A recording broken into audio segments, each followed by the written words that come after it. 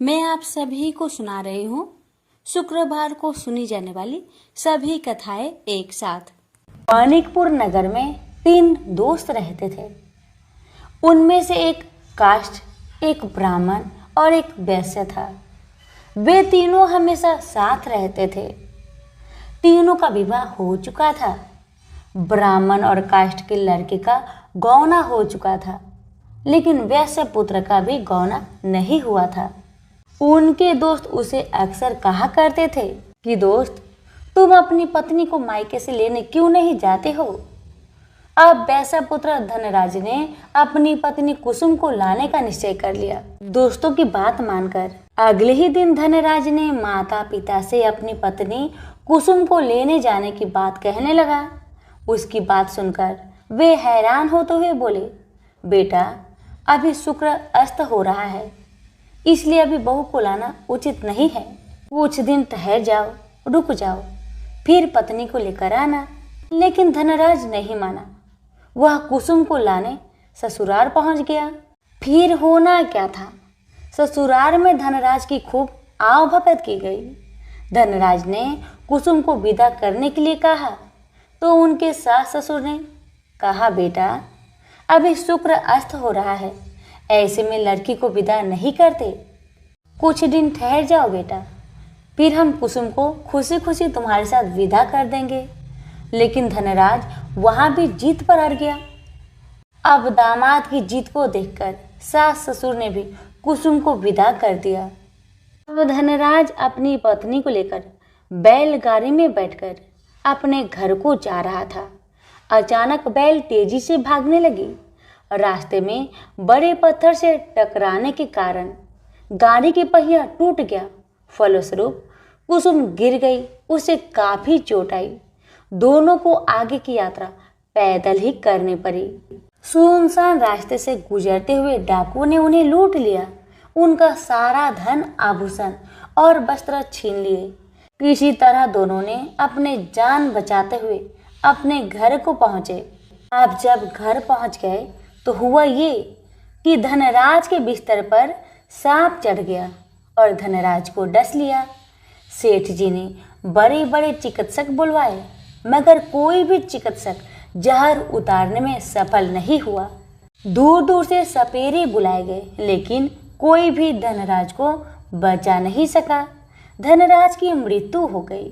उसी समय पंडितों ने सेठ जी को एक बात बताई कि आपके बेटे ने शुक्रास्त होने पर बहू को विदा करा लाने का भूल किया है। यदि आप शुक्रवार की पूजा अर्चना करें और बहू शुक्रवार का व्रत करे तथा कथा सुनकर प्रसाद ग्रहण करे तो शुक्र देवता की अनुकंपा से धनराज पुनः जीवित हो सकता है। सेठ जी ने पंडितों की बात मानकर अपने मृत बेटे और बहू को वापस उसके ससुराल भेज दिया। कुसुम ने अपने घर में पहुंचकर अपने माता पिता को सारी कहानी बताई तो माता पिता ने कहा, बेटा, तुम चिंता मत करो, तुम शुक्रवार का व्रत श्रद्धा भक्ति के साथ करो, तुम्हारा पति जरूर ठीक होगा, भगवान पर भरोसा रखो। कुसुम ने अपने पति के लिए शुक्रवार का व्रत और पूजा पाठ किया। उनसे अपने पति की गलती के लिए क्षमा याचना मांगी। फलस्वरूप धनराज जीवित हो उठा। धनराज के जीवित हो जाने से घर में खुशियां ही खुशियां भर गई। तभी शुक्रदेव के जय जयकार करने लगे। उधर धनराज के माता पिता ने जब बेटे का जीवित होने का समाचार सुना तो उन्होंने भी शुक्रवार का व्रत किया और गरीबों को अन्न, वस्त्र और धन का दान किया। शुक्र उदय होने पर धनराज अपनी पत्नी कुसुम के साथ घर लौट आया। दोनों पति पत्नी शुक्रवार का अब विधिवत व्रत करने लगे। शुक्र भगवान की कृपा से उनके घर में धन्य धान्य की वर्षा होने लगी। उनके सभी कष्ट दूर होते चले गए। परिवार में सभी आनंद पूर्वक रहने लगे। जो भी भक्त श्रद्धा पूर्वक शुक्र देव की व्रत करते हैं, इनकी कथा का प्रेम पूर्वक श्रवण करते हैं, उनकी सभी कष्ट दूर हो जाती है और उनके घर में अन्न धन के भंडार भर जाते हैं। तो सभी प्रेम से बोलिए शुक्र देव की जय। बहुत समय पहले की बात है। बनारस के गांव में एक बड़े धनवान सेठ रहते थे। वह विष्णु भगवान के परम भक्त थे और हमेशा सच बोला करते थे। एक बार जब भगवान सेठ की प्रशंसा कर रहे थे, तभी माँ लक्ष्मी ने कहा, स्वामी, आप इस सेठ की इतनी प्रशंसा क्यों क्या करते हैं? क्यों ना आज उसकी परीक्षा ली जाए और जाना जाए कि क्या वह सचमुच इसके लायक है या नहीं। भगवान बोले, ठीक है देवी, जैसी आपकी इच्छा। विष्णु भगवान ने लक्ष्मी जी से कहा कि अभी सेठ गहरी निद्रा में है, आप उसके सपने में जाए और उसकी परीक्षा ले लीजिए। अगले ही क्षण सेठ जी को सपना आया। सपने में धन की देवी लक्ष्मी उनके सामने आई और बोली, हे मनुष्य, मैं धन की देवी धात्री लक्ष्मी हूँ। सेठ जी को अपनी आंखों पर यकीन नहीं हुआ और वो बोले, हे माता, आपने साक्षात अपने दर्शन देकर मेरा जीवन धन्य कर दिया है। बताइए, मैं आपकी क्या सेवा कर सकता हूँ? माता ने कहा, कुछ नहीं, मैं तो बस इतना बताने आई हूँ कि मेरा स्वभाव चंचल है और बरसों से तुम्हारे भवन में निवास करते करते मैं ऊब चुकी हूँ और यहाँ से जा रही हूँ। सेठ जी बोले, मेरा आपसे निवेदन है कि आप यहीं रहे, किंतु अगर आपको यहाँ अच्छा नहीं लग रहा है तो मैं आपको भला कैसे रोक सकता हूँ। आप अपनी इच्छा अनुसार जहाँ चाहें वहाँ जा सकती हैं। इतना कहते ही माँ लक्ष्मी सेठ के घर से चली गई। थोड़ी देर बाद वे रूप को बदलकर पुनः सेठ के स्वप्न में यश के रूप में आई और बोली, सेठ, मुझे पहचान रहे हो? सेठ ने कहा, नहीं महोदय, आपको मैंने नहीं पहचाना। भेष रूपी लक्ष्मी माता ने कहा, मैं यश हूँ, मैं ही तेरी कीर्ति और प्रसिद्धि का कारण हूँ, लेकिन अब मैं तुम्हारे साथ रहना नहीं चाहता क्योंकि माँ लक्ष्मी यहाँ से चली गई है, अतः मेरा भी यहाँ कोई काम नहीं। सेठ ने कहा, ठीक है, यदि आप भी जाना चाहते हैं तो वही सही। सेठ जी अभी भी स्वप्न में ही थे और उन्होंने देखा कि वह दरिद्र हो गए हैं और धीरे धीरे उनके सारे रिश्तेदार व मित्र भी उनसे दूर हो गए हैं। यहाँ तक कि जो लोग उनका गुणगान किया करते थे वो भी आज उनकी बुराई कर रहे हैं। कुछ और समय बीतने पर माँ लक्ष्मी धर्म का रूप धारण करके पुनः सेठ के सपने में आई और बोली, मैं धर्म हूँ। माँ लक्ष्मी और यश के जाने के बाद भी इस दरिद्रता में तुम्हारा साथ नहीं दे सकता, मैं जा रहा हूँ। जैसा आपकी इच्छा, सेठ ने उत्तर दिया और धर्म भी वहां से चला गया। कुछ और समय बीत जाने पर माँ लक्ष्मी सत्य के रूप में स्वप्न में प्रकट हुई और बोली, मैं सत्य हूँ। लक्ष्मी, यश और धर्म के जाने के बाद अब मैं भी यहाँ से जाना चाहती हूँ। ऐसा सुन सेठ जी ने तुरंत सत्य के पांव पकड़ लिए और बोले, हे महाराज, मैं आपको नहीं जाने दूंगा, भले ही सब मेरा साथ छोड़ दे, मुझे त्याग दे, पर कृपया आप ऐसा मत करिए। सत्य के बिना मैं एक क्षण नहीं रह सकता। यदि आप चले जाएंगे तो मैं तत्काल ही अपना प्राण त्याग दूंगा। लेकिन तुमने बाकी तीनों को बड़ी आसानी से जाने दिया, उन्हें क्यों नहीं रोका? सत्य ने प्रश्न किया। सेठ जी बोले, मेरे लिए वे तीनों भी बहुत महत्व रखते हैं, लेकिन उन तीनों के बिना भी मैं भगवान का नाम का जाप करते करते उद्देश्यपूर्ण जीवन जी सकता हूँ। परंतु यदि आप चले गए तो मेरा जीवन में झूठ प्रवेश कर जाएगा और वाणी अशुद्ध हो जाएगी। भला ऐसी वाणी से मैं अपने भगवान की वंदना कैसे कर सकूंगा? मैं तो किसी भी कीमत पर आपके बिना नहीं रह सकता। सेठ जी के उत्तर सुन सत्य बहुत प्रसन्न हुआ और उसने कहा, तुम्हारी अटूट भक्ति ने मुझे यहाँ रुकने पर विवश कर दिया और अब मैं यहाँ से कहीं नहीं जाऊंगा। और ऐसा कहते हुए सत्य अंतर्ध्यान हो गया। सेठ जी अभी भी निद्रा में थे। थोड़ी देर बाद स्वप्न में धर्म वापस आया और बोला, मैं अब तुम्हारे पास ही रहूंगा क्योंकि यहाँ सत्य का निवास है। सेठ जी ने प्रसन्नतापूर्वक धर्म का स्वागत किया। उसके तुरंत बाद यश भी लौट आया और बोला, जहाँ सत्य और धर्म है वह यश स्वतः ही आ जाता है, इसलिए अब मैं भी तुम्हारे साथ ही रहूंगा। सेठ जी ने यश की भी आवभगत की और अंत में माँ लक्ष्मी आई। उन्हें देखते ही सेठ जी नतमस्तक होकर बोले, हे देवी, क्या आप भी पुनः मुझ पर कृपा करेंगी? अवश्य, जहाँ सत्य, धर्म और यश हो वहाँ मेरा वास निश्चित है, माँ लक्ष्मी ने उत्तर दिया। यह सुनते ही सेठ जी की नींद खुल गई। उन्हें यह सब स्वप्न लगा, पर वास्तविकता में वह एक कड़ी परीक्षा से उत्तीर्ण होकर निकले थे। मेरे प्यारे दोस्तों, हमें भी हमेशा याद रखना चाहिए कि जहाँ सत्य का निवास होता है वहाँ यश, धर्म और लक्ष्मी का निवास स्वतः ही हो जाता है। सत्य है तो सिद्धि, प्रसिद्धि और समृद्धि है। प्रेम से बोलिए लक्ष्मी नारायण की जय। एक समय की बात है, काशी निवासी धनंजय की पत्नी का नाम सुलक्षणा था। उसे अन्य सब सुख प्राप्त थे, केवल निर्धनता ही उसके दुख का कारण था। यह दुख उसे हर समय सताता था।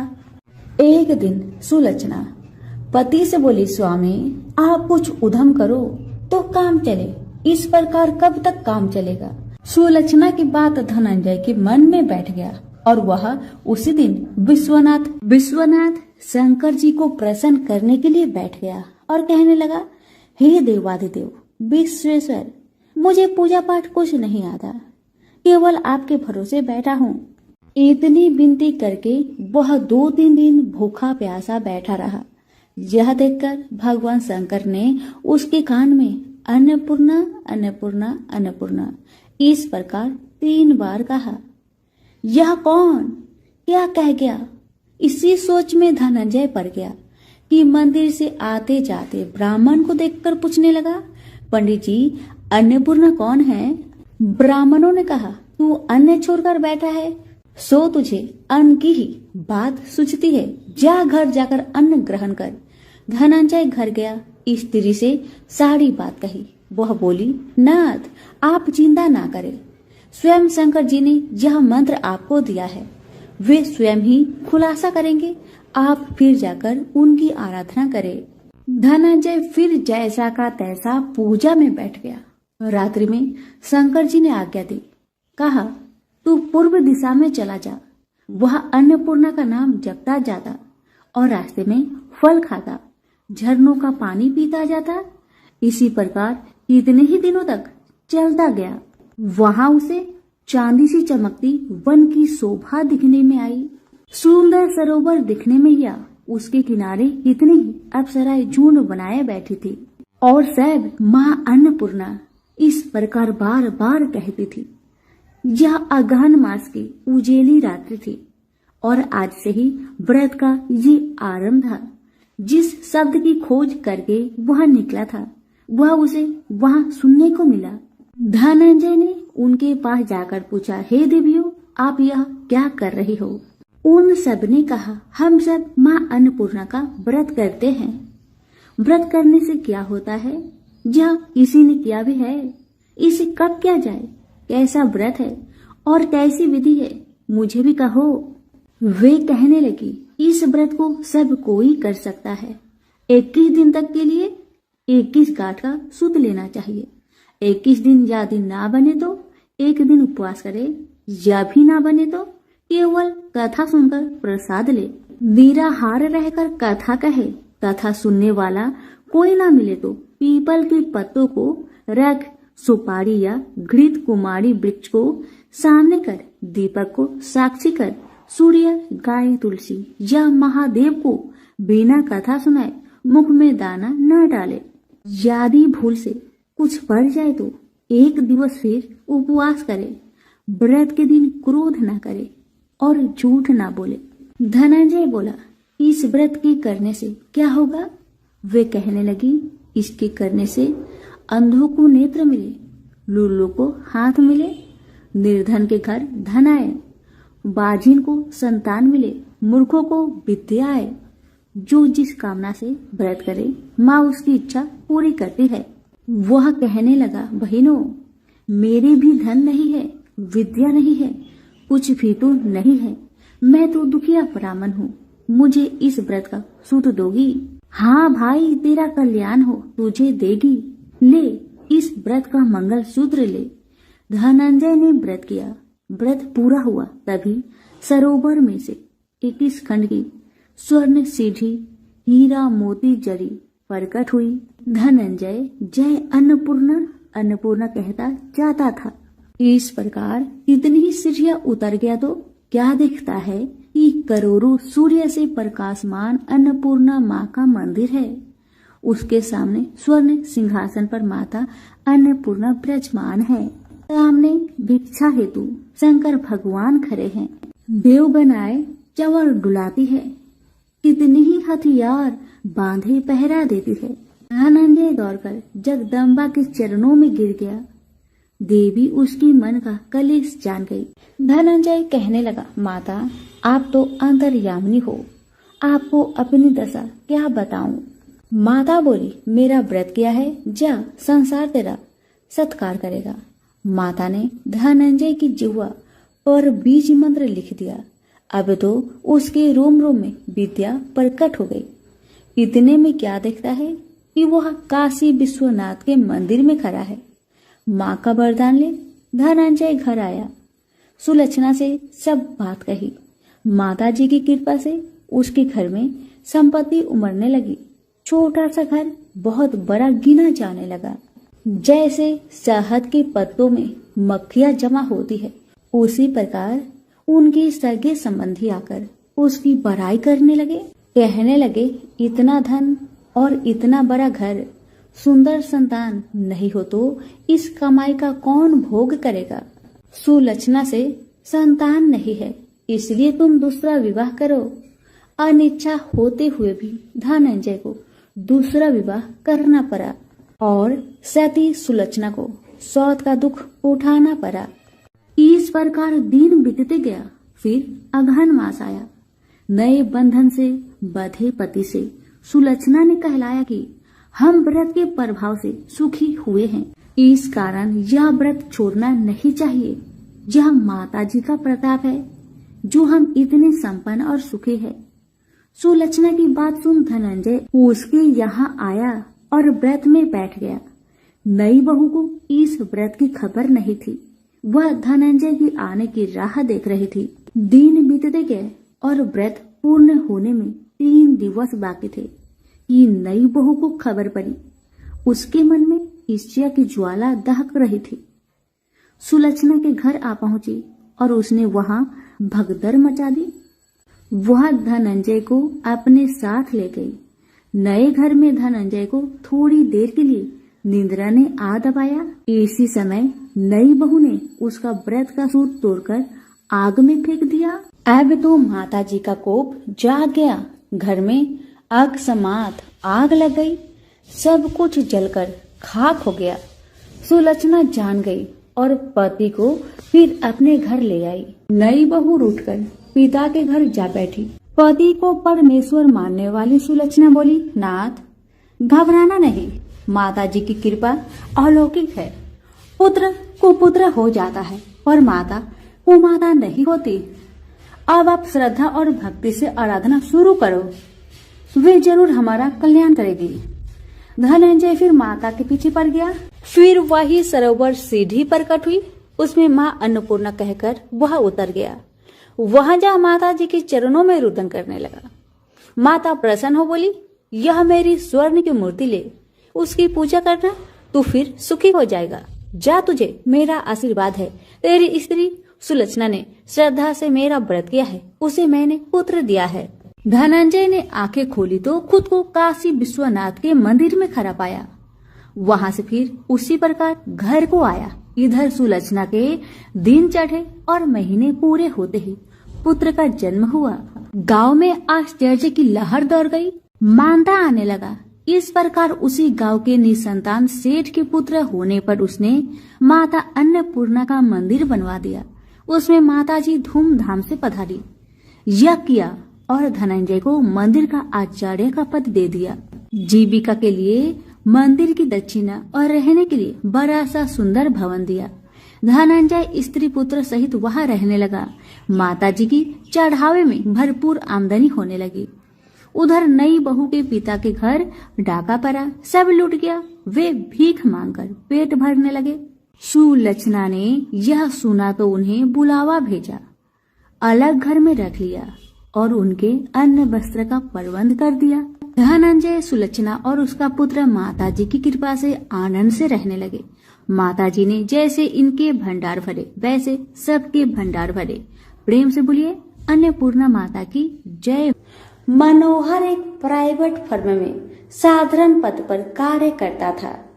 जितना वेतन मिलता था उसमें घर खर्च मुश्किल से ही पूरा हो पाता था। यही कारण था कि वह धन का यथोचित संग्रह नहीं कर पाया। उसने इतना अवश्य किया था कि अपनी लड़की रचना को अच्छी शिक्षा दिलाने में लापरवाही नहीं बरती थी। रंजना जितनी खूबसूरत थी उतनी ही गुणवान व बुद्धिमान थी। समय के साथ साथ उसने यौवन की दहलीज पर कदम रखा। एक दिन मनोहर की पत्नी माधवी ने कहा, सुनो जी, लड़की अब सयानी हो गई है, इसके बारे में कुछ सोचा है आपने? मनोहर ने कहा, तुम चिंता क्यों करती हो? भाग्यवान, हमारी बिटिया में क्या कमी है? वह सुंदर है, गुणवान है, बुद्धिमान है। इसका हाथ मांगने के लिए तो लड़के वाले की लाइन लग जाएगी, तुम देखती रहना। लेकिन माँ तो माँ ही होती है। उसे बदलते समय का अनुभव भी था। वह जानती थी कि दहेज की समस्या के दिन प्रतिदिन बढ़ती ही जा रही है और दहेज ना देने पर तरह तरह के घटने वाली दुर्घटनाओं से भी वह परिचित थी। समय का चक्र निर्वाध गति से चलता रहा। रंजना ने शिक्षा भी पूरी कर ली। उसने बीए प्रथम श्रेणी से पास करके घर में खुशियां ला दी थी। लेकिन माँ को तो बस एक ही चिंता थी, किसी भी तरह रचना के हाथ पीले हो जाए। पिछले कुछ दिनों में मनोहर को भी रंजना की शादी की चिंता सताने लगी थी और वह योग वर की तलाश में जुट गया था। वह जहां भी जाता दहेज की मांग मुंह बाए खरी मिलती। सीधा साधा मनोहर दुनियादारी से परिचित था। उसने तो यही सोचा था कि उसकी लड़की की शादी उसके गुण व रूप के कारण कहीं भी हो जाएगी। लेकिन जब वास्तविकता सामने आई तो वह भी हताश हो गया। एक दिन मनोहर ऑफिस में अपनी सीट पर मुंह लटकाए बैठा था। तभी उसकी सहकर्मी धन सिंह उसके पास आया और पूछा, मनोहर क्या बात है, मुंह लटकाए क्यों बैठे हो? सब कुछ ठीक ठाक तो है ना? मनोहर ने अपनी सारी समस्या उसके सामने रखी तो वह बोला, आजकल माँ वैभव लक्ष्मी के काफी चमत्कार सुनने में आ रहे हैं।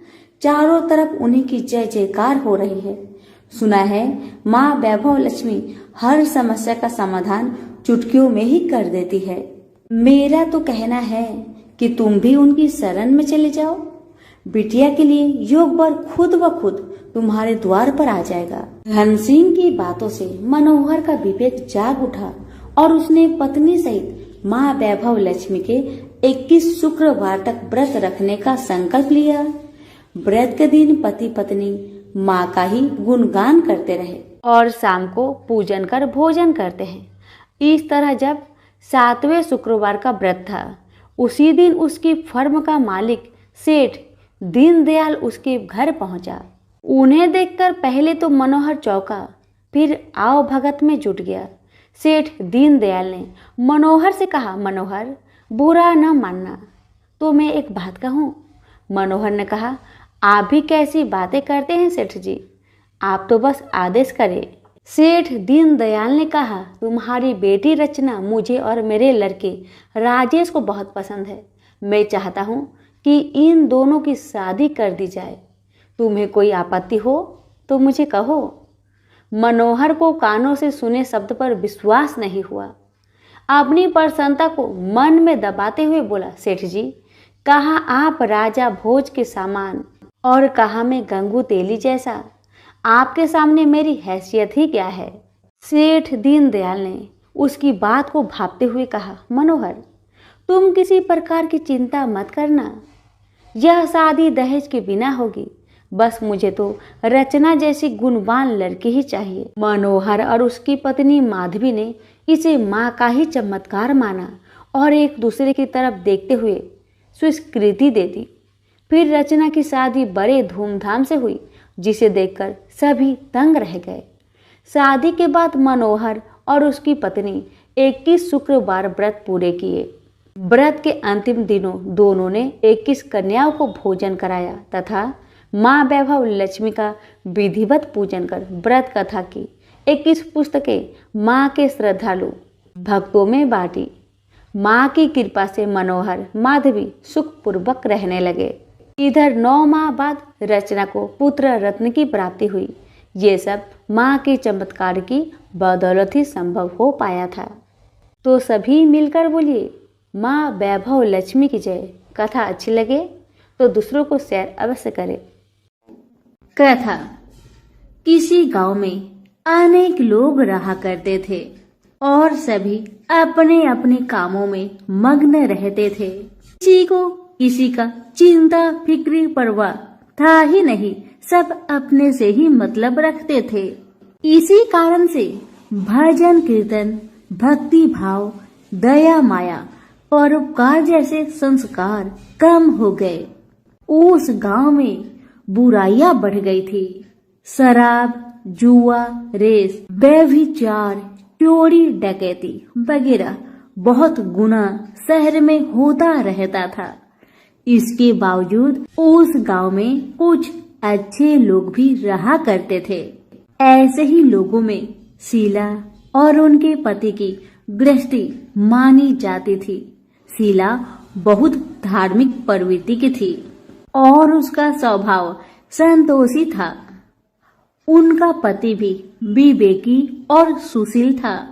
शीला और उसका पति कभी किसी की बुराई नहीं किया करते थे और प्रभु भजन में अच्छी तरह समय व्यतीत करते थे।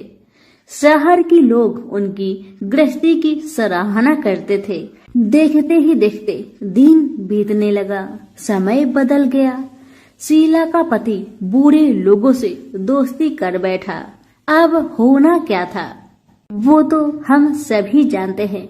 अच्छे संगति का असर हमेशा अच्छा ही होता है, बुरा संगति का असर हमेशा बुरा ही होता है। इसलिए हमें हमेशा अच्छे संगति से संगत रखना चाहिए, बुरे से नहीं। अब जब शीला का पति बुरे लोगों से दोस्ती कर बैठा, अब वह जल्द से जल्द करोड़पति बनने का ख्वाब देखने लगा। इसलिए वह गलत रास्ते पर चल पड़ा। फलस्वरूप वह रोडपति बन गया। कहा जाता है ना, लालच बुरी बला है, इसलिए लालच नहीं करना चाहिए। अपना ईमानदारी और मेहनत से आगे बढ़ना चाहिए। अब जब शीला का पति रोडपति बन गया, जानी रास्ते पर भटकते भिखारी जैसी उसकी हालत हो गई थी। शराब, जुआ, रेस, चरस, गांजा वगैरह बुरी आदतों में शीला का पति भी फंस चुका था। दोस्तों के साथ उसे भी शराब की आदत बुरी तरह लग गई थी। इस प्रकार उसने अपना सब कुछ रेस जुए में गवा दिया। अब तो शीला अपने पति के बर्ताव से बहुत दुखी रहने लगी, किंतु उसे भगवान पर भरोसा था कि सब कुछ ठीक हो जाएगा। यही सोचकर वह अपने पति के बुरे बर्ताव को सहने लगी। शीला अपना अधिकांश समय प्रभु की भक्ति में बिताने लगी। अचानक एक दिन दोपहर को उनके द्वार पर किसी ने दस्तक दिया। शीला ने द्वार खोलकर देखा कि एक माझी खड़ी थी। उनके चेहरे पर अलौकिक तेज निखर रहा था। उनकी आंखों में से मानो अमृत की वर्षा हो रहा था। उनका भव्य चेहरा करुणा और प्यार से छलक रहा था। उनको देखते ही शीला के मन में अपार शांति छा गई। सारी चिंता मिट गई। शीला के रोम रोम में आनंद छा गया। शीला उस माझी को आदर के साथ अपने घर ले आई। दुख का बात यह था कि शीला के घर में बैठाने के लिए कुछ भी नहीं था कि माँ जी को किस पर बैठाया जाए। बेचारी यह सोच विचार के उसने एक सकुचाकर एक फटी हुई चादर पर उनको बिठाया और शीला ने कहा, माँ जी मेरे घर में और कुछ भी नहीं है जो मैं आपको बैठा सकूं, इसलिए माँ मुझे माफ करना, मैं आपको फटी हुई चादर पर बैठा रही हूँ। माँ तो शीला की बातों से मंद मंद मुस्कुरा रही थी। माँ तो शीला की हर कहानी को जानती थी कि उसका पति उसके साथ कैसा व्यवहार कर रहा है, बेचारी कितने दुख में है। शीला के बातें सुन माँ जी प्रेम भरी शब्दों से बोली, शीला क्यों मुझे तुमने पहचाना नहीं? हर शुक्रवार को लक्ष्मी जी के मंदिर में भजन कीर्तन के समय मैं ही तो वहाँ आती हूँ। इसके बावजूद शीला कुछ नहीं समझ पा रही थी। फिर माँ जी ने कहा, तुम बहुत दिनों से मंदिर नहीं आ रही हो, अतः मैंने सोचा चलो मैं ही देख लेती हूँ। माँ जी के अति प्रेम भरे शब्दों से शीला का हृदय पिघल गया। उसकी आंखों में आंसू आ गए और वह बिलख बिलख कर जोर जोर से रोने लगी। शीला को रोते देखकर माँ जी ने कहा, बेटी सुख और दुख तो धूप और छाव जैसे होते हैं, धैर्य रखो बेटी, धैर्य रखो। और तुझे क्या परेशानी है, मुझे सारी परेशानी बता दे। माँ जी के व्यवहार से शीला को काफी संबल मिला और सुख की आस में उसने माँ जी को अपनी सारी दुख की कहानी सुना दी। कहानी सुनकर माँ जी ने कहा, कर्म की गति न्यारी होती है, हर इंसान को अपने कर्म भुगतने ही पड़ते हैं, इसलिए बेटी तू चिंता मत कर, अब तू कर्म भुगत चुकी है, अब तुम्हारे सुख के दिन अवश्य आएगी। तू माँ लक्ष्मी जी की भक्त है। माँ लक्ष्मी जी तो प्रेम और करुणा की अवतार है, वे अपनी भक्तों पर हमेशा ममता छिड़कती है, इसलिए तू धैर्य रखकर माँ लक्ष्मी का व्रत कर, इससे सब कुछ ठीक हो जाएगा, तुम्हारा दुख दर्द सब समाप्त हो जाएगा और तुम्हारे घर में अन्न धन का भंडार भर जाएगा। बस श्रद्धा भक्ति से माँ लक्ष्मी का व्रत करो। माँ जी की बात सुन शीला पूछने लगी, माँ व्रत की विधि तो मुझे पता नहीं। तब माँ जी ने उसे व्रत की सारी विधि भी बताई।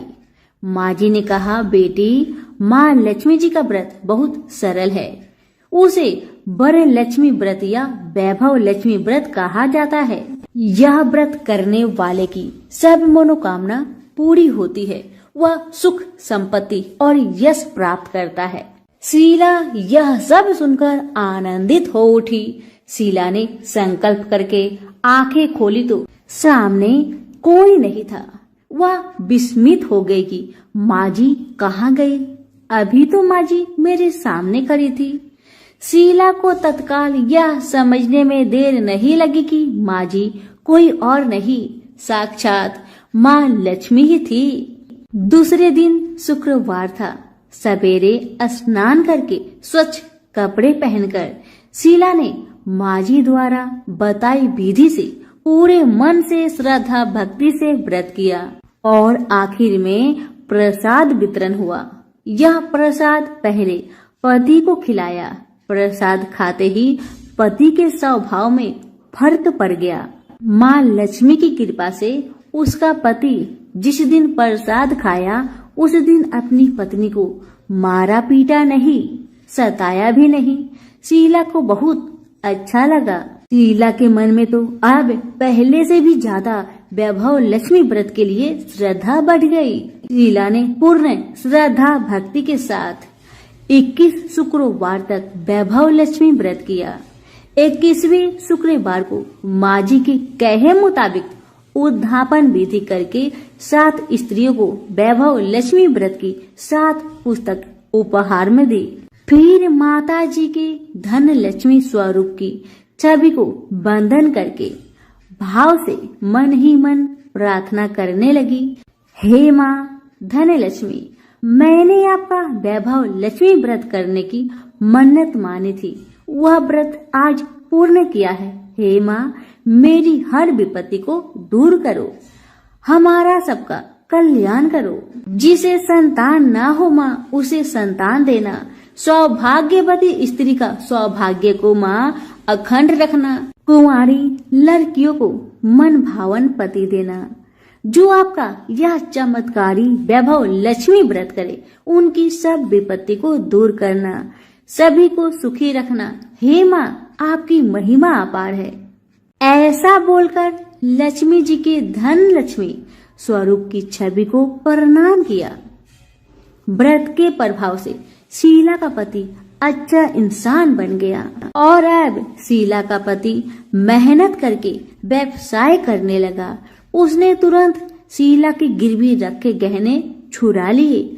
घर में धन की बाढ़ सी आ गई। घर में पहले जैसी सुख शांति छा गई।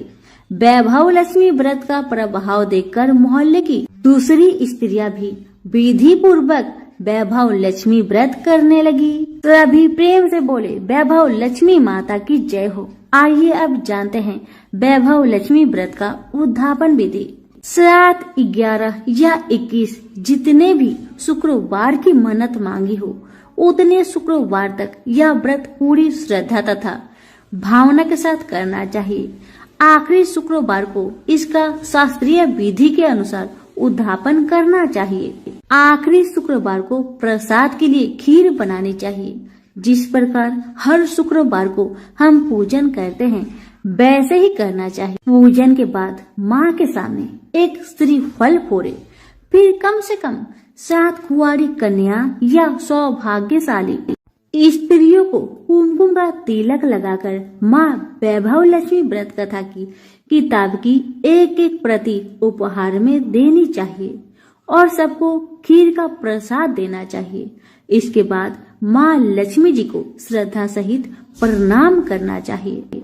फिर माता जी के धन लक्ष्मी स्वरूप की छवि को वंदन करके भाव से मन ही मन प्रार्थना करे, हे माँ धन लक्ष्मी, मैंने आपका वैभव लक्ष्मी व्रत करने की मन्नत मानी थी, यह व्रत आज पूर्ण किया है।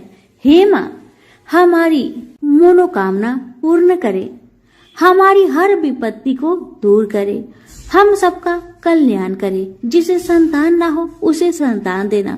सौभाग्यवती स्त्री का सौभाग्य अखंड रखना। कुंवारी लड़की को मन भावन पति देना।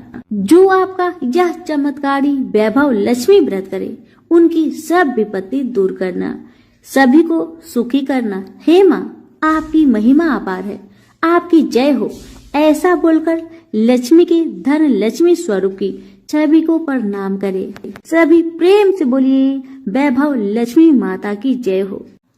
संतोषी माता के व्रत को करने वाला कथा कहते व सुनते समय हाथ में गुड़ व भुने चने रखे। सुनने वाले संतोषी माता की जय, संतोषी माता की जय, इस प्रकार जय जयकार मुख से बोलते जाए। कथा समाप्त होने पर हाथ का गुड़ चना गौ माता को खिलाए। कलश में रखा हुआ गुड़ चना सबको प्रसाद रूप में बांटे। कथा से पहले कलश को जल से भरे, उसके ऊपर गुड़ चने से भरा कटोरा रखे। कथा समाप्त होने और आरती होने के बाद कलश के जल को घर में सब जगह पर छिड़के और बचा हुआ जल तुलसी की क्यारी में डाल दे। 1.25 रुपए का गुड़ चना लेकर माता का व्रत करे। गुड़ घर में हो तो ले ले, विचार न करे, क्योंकि माता भावना की भूखी है। कम ज्यादा का कोई विचार नहीं चाहिए। जितना भी आपसे बन पड़े अर्पण करे। श्रद्धा और प्रेम से प्रसन्न मन हो व्रत करना चाहिए। व्रत के उद्यापन में 2.5 सेर खाजा, मोमन दाल पूरी, खीर चने का साग नैवेद्य रखे। घी का दीपक जला संतोषी माता की जय जयकार बोले। नारियल फोड़े। इस दिन घर में कोई खटाई न खाए और न किसी को खाने को दे। इस दिन 8 लड़कों को भोजन कराए। देवर जेठ के लड़के मिलते हो तो दूसरों को न बुलाना। कुटुंब में न मिले तो ब्राह्मण के रिश्तेदारों के या फिर पड़ोसियों के लड़के को बुलाए, उन्हें खटाई की कोई वस्तु ना दे तथा भोजन कराकर यथाशक्ति दक्षिणा दे। नगद पैसे ना दे, कोई वस्तु दक्षिणा में दे। व्रत करने वाला कथा सुन प्रसाद ले, एक समय भोजन करे। इस तरह से माता प्रसन्न होगी और दुख दरिद्रता दूर होकर मनोकामना पूरी होगी। अब सुनिए कथा। पहले बोलिए संतोषी मैया की जय हो। एक बुढ़िया थी, उसके 7 पुत्र थे, 6 कमाने वाले और एक निकम्मा था। बुढ़िया माँ 6 पुत्रों की रसोई बनाती, भोजन कराती और जो बचता वह 7वें को देती थी। परंतु वह बड़ा भोला था, मन में कुछ विचार न करता था। एक दिन अपनी पत्नी से बोला, देखो मेरी माता का मुझ पर कितना प्यार है। वह बोली, क्यों नहीं, सबका जूठा बचा हुआ तुमको जो खिलाती है। वह बोला, ऐसा भी कहीं हो सकता है, मुझे तुम्हारी बातों पर भरोसा नहीं। जब तक मैं अपनी आंखों से ना देख लूं, मैं मान नहीं सकता। पत्नी ने कहा, देख लोगे तब मानोगे। कुछ दिन बाद बड़ा त्योहार आया। घर में 7 प्रकार के भोजन और चूरमा के लड्डू बने। वह जांचने को सिर दर्द का बहाना बनाकर पतला कपड़ा सिर पर ओढ़कर रसोई में सो गया और कपड़े में से सब कुछ टुकुर टुकुर देख रहा था। 6 भाई भोजन करने आए। उसने देखा माँ ने उनके लिए सुंदर सुंदर आसन बिछाए, 7 प्रकार की रसोई परोसी। वह आग्रह करके उन्हें जिमाती है। वह देखता रहा। 6 भाई भोजन करके उठे, तब जूठी थालियों में से लड्डुओं के टुकड़ा उठाकर एक लड्डू बनाया। जूठन साफ कर माँ ने उसे पुकारा, उठ बेटा, 6 भाई भोजन कर गए, अब तू ही बाकी है, उठ ना, कब खाएगा। वह कहने लगा, माँ मुझे भोजन नहीं करना, मैं परदेश जा रहा हूँ। माता ने कहा, कल जाता हो तो आज चला जा। वह बोला, हाँ हाँ आज ही जा रहा हूँ। यह कहकर वह घर से निकल गया। चलते समय पत्नी की याद आई।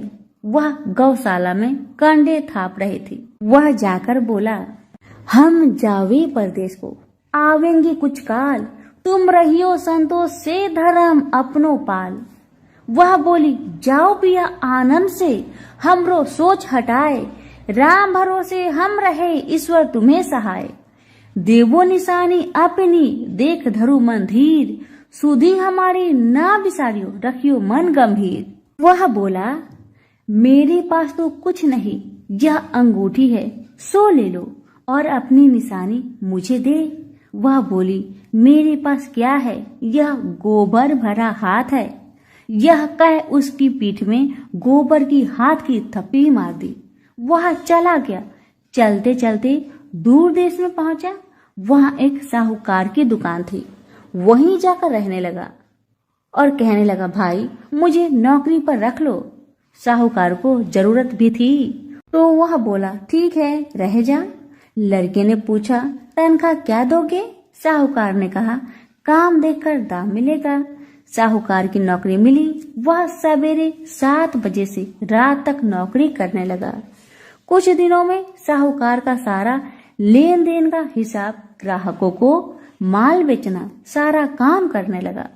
साहूकार के 7-8 नौकर थे। सब चक्कर खाने लगे कि या तो बहुत होशियार बन गया। सेठ ने भी काम देखा और 3 महीने में उसे आधे मुनाफे का साझीदार बना दिया और 12 बरस में नामी सेठ बन गया और मालिक सारा कारोबार उसके ऊपर छोड़कर बाहर चला गया। अब उधर पत्नी के साथ क्या होता है उसे सुनिए। सास ससुर उसे दुख देने लगे। सारी गृहस्थी का काम करा के उसे लकड़ी लेने जंगल में भेज दे और घर की रोटियों के आटे से जो भूसी निकलती थी उसकी रोटी बनाकर रख दी जाती थी और फूटी नारियल की खोपड़ी में पानी। इस तरह दिन बीतते रहे। एक दिन की बात है, वह लकड़ी लेने जा रही थी कि रास्ते में बहुत सी स्त्रियां संतोषी माता की व्रत करती दिखाई दी। वहीं खड़ी हो, वह भी कथा सुन और बहनों से बोली, बहन, तुम किस देवी देवता का व्रत करती हो और इसके करने से क्या फल होता है? इस व्रत की करने की विधि क्या है? यदि तुम अपने इस व्रत का विधान मुझे समझाकर कहोगी तो मैं भी तुम्हारा बड़ा एहसान मानूंगी। तब उनसे एक स्त्री बोली, सुनो, यह संतोषी माता का व्रत है। इसके करने से निर्धनता, दरिद्रता का नाश होता है, लक्ष्मी आती है, मन की चिंताएं दूर होती है, घर में होने से मन को सुख, प्रसन्नता और शांति मिलती है। व्रत के दिन घर में खटाई कोई न खाए। यह सुनकर बहू चल दी। रास्ते में लकड़ी बोझ को बेच दिए और उन पैसों से गुड़ चना ले माता के व्रत की तैयारी कर आगे चली गई और सामने मंदिर देख पूछने लगी, यह मंदिर किसका है? सब बच्चे कहने लगे, संतोषी माता का मंदिर है। यह सुन माता के मंदिर में जा माता के चरणों में लौटने लगी।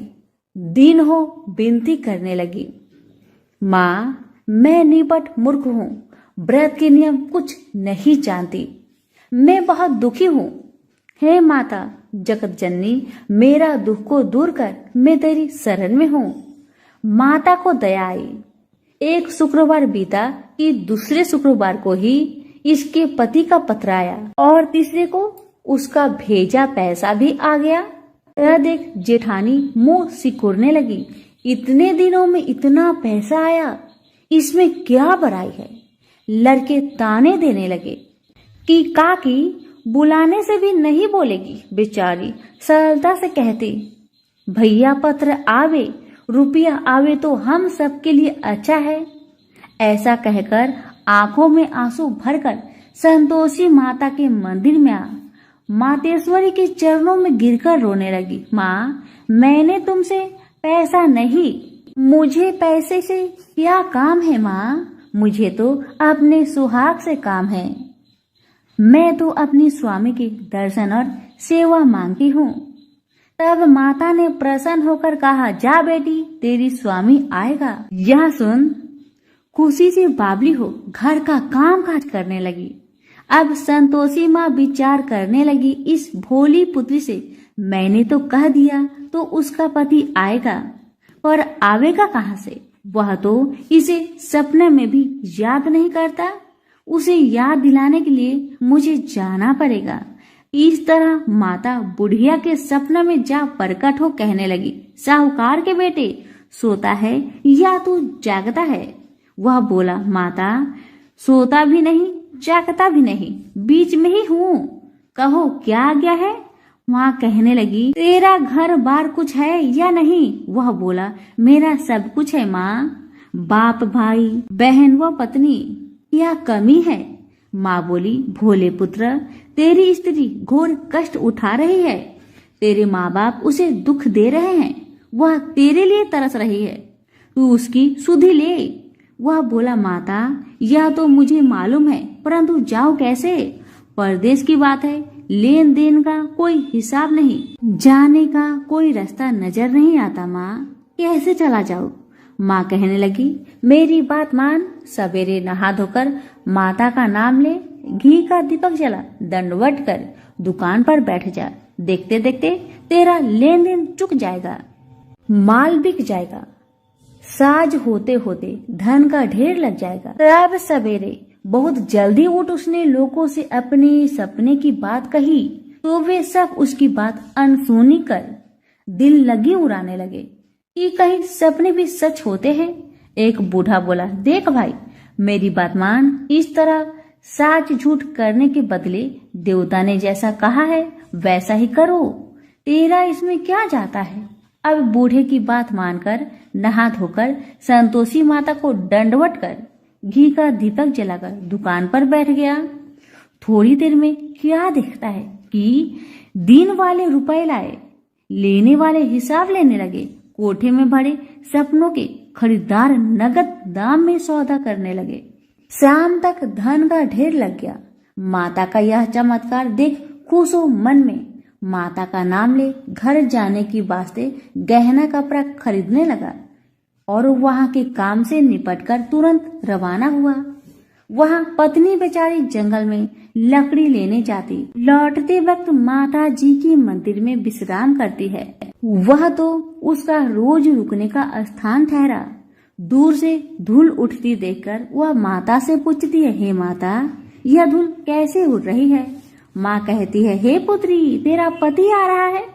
अब तू ऐसा कर, लकड़ियों के 3 बोझ बना ला। एक नदी के किनारे रख, दूसरा मेरे मंदिर पर और तीसरा अपने सिर पर रख। तेरे पति को लकड़ी का गट्ठा दिख मोह पैदा होगा। वह वहाँ रुकेंगे, नाश्ता पानी बना खा पीकर माँ से मिलने जाएगा। तब तू लकड़ी का बोझ उठाकर जाना और बीच में चौक के गट्ठा डालकर 3 आवाजें लगाना। लो सासू जी, लकड़ियों का गट्ठा लो, भूसे की रोटी दो, नारियल के खोपरे में पानी दो, आज मेहमान कौन आया है? माँ की बात सुन उसने कहा, बहुत अच्छा माता, कहकर प्रसन्न हो लकड़ियों के 3 गट्ठे ले आई। एक नदी के तट पर, एक माता के मंदिर पर रखा। इतने में ही मुसाफिर आ पहुंचा। सूखी लकड़ी देख उसके पति की इच्छा हुई कि यही निवास करे और भोजन बना खा पीकर गांव जाए। इस प्रकार भोजन बना, विश्राम करके वह गांव को गया। जब वह सबसे प्रेम से मिल रहा था, उसी समय पत्नी सिर पर लकड़ी का गट्ठा लिए आती है। लकड़ी की भारी बोझ आंगन में रखकर जोर से 3 आवाज देती है। लो सासू जी, लकड़ी का गट्ठा लो, भूसे की रोटी दो, नारियल के खोपरे में पानी दो, आज कौन मेहमान आया है? यह सुनकर उसकी सास अपने दिए हुए कष्टों को भुलाने हेतु कहती है, बहू ऐसा क्यों कहती है? तेरा मालिक ही तो आया है। आ बैठ जा, मीठा भात खा, भोजन कर, कपड़े गहने पहन। इतने में आवाज सुन उसका स्वामी बाहर आता है और अंगूठी देख व्याकुल हो माँ से पूछता है, माँ यह कौन है? माँ कहती है, बेटा यह तेरी पत्नी है।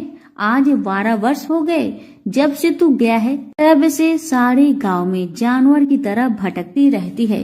कामकाज घर का कुछ नहीं करती है, 4 समय आकर खा जाती है।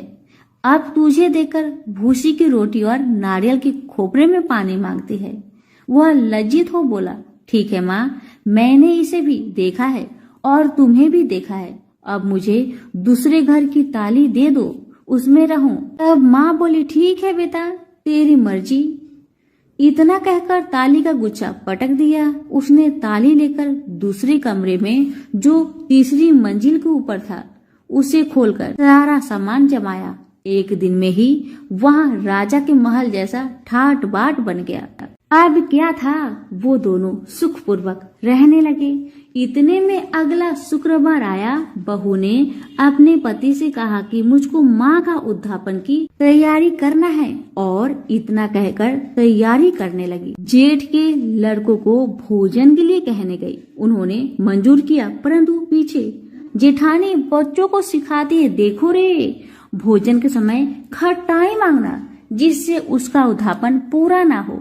लड़के जीवने आए, खीर पेट भर खाए, परंतु याद आते ही कहने लगे, हमें कुछ खटाई दो, खीर खाना हमें भाता नहीं, खीर देखकर तो हमें अरुचि होती है। बहू कहने लगी, खटाई किसी को नहीं दी जाएगी, यह तो संतोषी माता का प्रसाद है। लड़के उठ खड़े हुए और बोले, पैसे लाओ।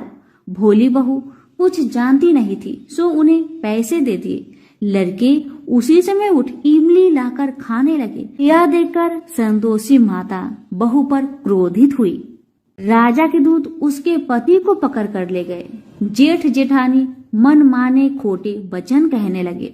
लूट लूट कर धन इकट्ठा कर लाया था, सो राजा के दूत उसको पकड़ कर ले गए। अब सब मालूम पड़ जाएगी जब जेल की मार खाएगा। बहू से वचन सहन नहीं हुए।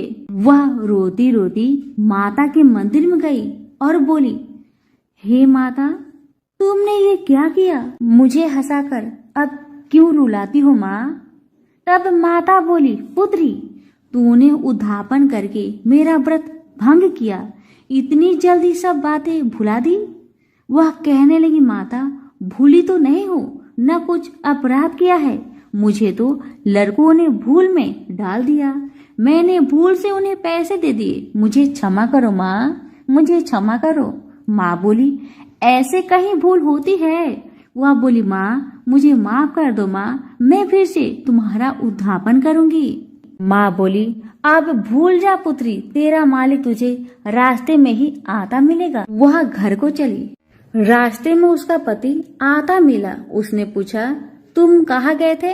तब वह कहने लगा, इतना धन जो मैं कमाया हूँ उसका टैक्स राजा ने मांगा था, वह भरने गया था। वह प्रसन्न हो बोली, भला हुआ, अब घर चलो। कुछ दिन बाद फिर शुक्रवार आया। वह बोली, मुझे माता का उद्धापन करना है। पति ने कहा, करो फिर। जेठ के लड़कों से भोजन को कहने गई। जेठानी ने एक दो बातें सुनाई और लड़कों को सिखा दिया कि तुम पहले ही खटाई मांगने लगना। लड़के कहने लगे, हमें खीर खाना नहीं भाता, जी बिगड़ता है, कुछ खटाई खाने को देना। वह बोली, खटाई खाने को नहीं मिलेगा, खाना हो तो खाओ, अन्यथा तुम जा सकते हो। वह बेचारी ब्राह्मण के लड़कों को लाकर भोजन कराने लगी।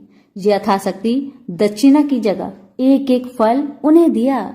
इससे संतोषी माँ प्रसन्न हुई। माता की कृपा होते ही 9वें मास उसको चंद्रमा के समान सुंदर पुत्र उत्पन्न हुआ।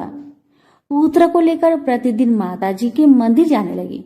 माँ ने सोचा कि वह रोज आती है, क्यों ना मैं इसके घर चलूं, इसका आसरा देखूं तो सही। यह विचार कर माता ने भयानक रूप बनाया। गुड़ और चने से सना, मुख ऊपर सूर्य के समान होठ, उस पर मक्खियां भिनभिना रही थी।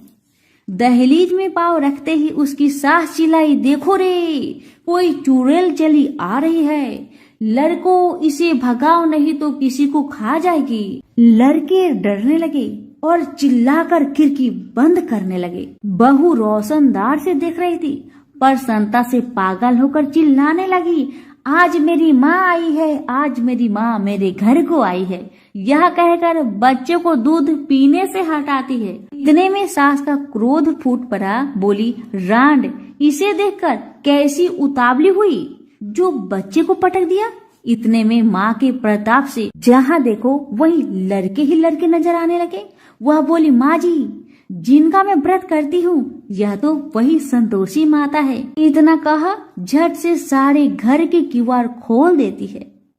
सबने माता के चरण पकड़ लिए और विनती कर कहने लगे, हे माता, हम मूर्ख है, हमें अज्ञानी है, पापी है, तुम्हारे व्रत की विधि हम नहीं जानते, तुम्हारे व्रत भंग कर हमने अपराध किया है माँ। हे माँ, आप हमारा अपराध क्षमा करो।